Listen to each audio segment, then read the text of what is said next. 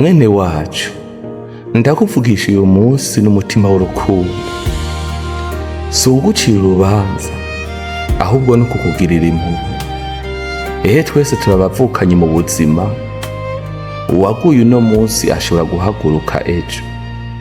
Inzoga yaraguhenze kwizeza umunezero n'ibitangaza, ubuhumbu bugasezerana kwibagiza agahinda, ariko vyose bigasiga ubwoba umutima, amahoro akabura n'amagara agahungabana. Inzoga iratwara ubwenge buhoro buhoro, ubuhumbu bukica icubahiro n'indangagaciro. Ivyo bintu bituma umutima uhora uremerewe, umubiri ukagwara, umutima ukarira mu gacerere. Ariko mwene wacu, ndakubwira ukuri, nturi mubi, uri umuntu wakomeretse.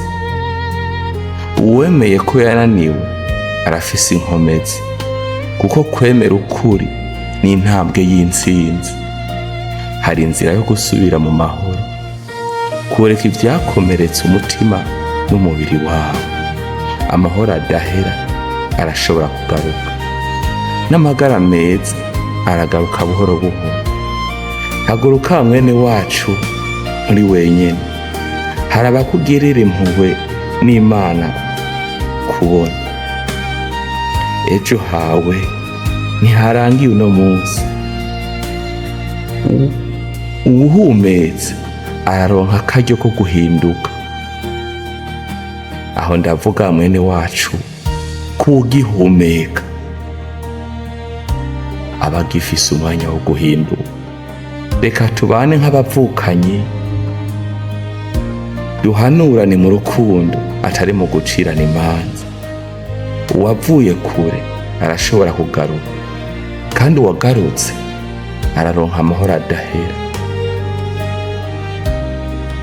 Fasha ukora subscribe, share na comment. Iyi message igere kure ku bandi bene wacu. Bari kumwe na Evode Ndikumana. Imana ibahezagire.